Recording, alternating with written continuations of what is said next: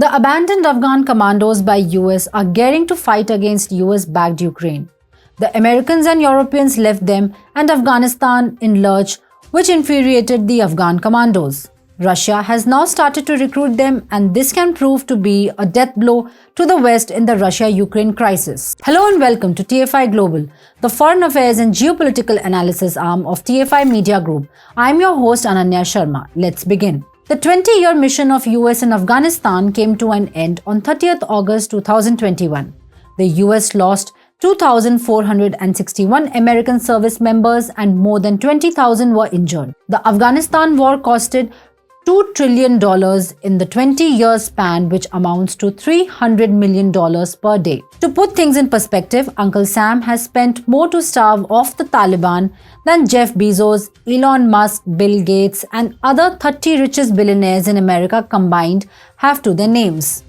The US left thousands of US-trained Afghan commandos in lurch who have struggled to make their ends meet under the Taliban rule.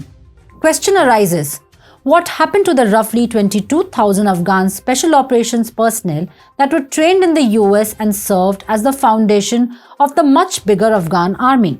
In the final years of the US's military presence in Afghanistan, these commandos served as the army's frontline in the struggle against the Taliban and other terrorists. Their importance only increased when the US forces started to leave the country in 2021. The Afghan army crumbled immediately after the abrupt fall of the Afghan government and the Taliban's occupation of Kabul in last August 2021, and the commandos were no exception. Only approximately 1,000 Afghan commandos were evacuated by the US when the Taliban took control, while a few others made it to Europe and Turkey. Almost 20,000 commandos were merely abandoned. The commandos refused to surrender as they killed several Talibani terrorists. The commandos which surrendered were assassinated afterwards. Thereafter, the Taliban are actively looking for the remaining bunch. As a result, several hundred former Afghan Special Operations Force members and their families have reportedly sought asylum in Pakistan, while a small number have sought asylum in Tajikistan. Above all, a major chunk has escaped to Iran, where there are between 2,000 to 5,000 commandos, largely sheltered in Tehran and Mashhad. The rest are engaged in combat within various opposition outfits, including the National Resistance Front in Afghanistan. As the majority of them fled to Iran, they are struggling to make their ends meet. The commandos there grumble about not having enough money to maintain their families or having to work long hours at low-paying jobs. Children of unregistered refugees are also not permitted to enroll in schools. The commandos are now being recruited by Russia to fight in the Ukraine war.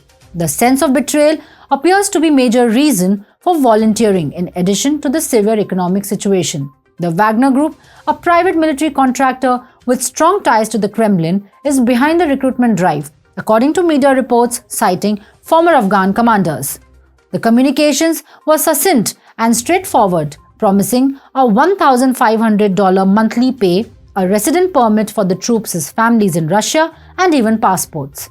Salary promises of $2,500 were made to senior officers. One of the commandos who agreed to fight in Ukraine said, "It was the Americans and the Europeans who handed us over to the Taliban. Believe me, one of my reasons for going to fight against Ukraine is that I understand that Americans and European countries are involved in the war, and for revenge, I am going to fight against Ukraine to tell the Americans and Europeans that with your military training, I am going to make you fail in the war in Ukraine." Many want to join Russia because of technological advanced army. Business Insider reports that as many as a third of the commandos in Iran have already agreed to fight in Ukraine. This figure ranges from a few hundred to as many as 1,500 commandos.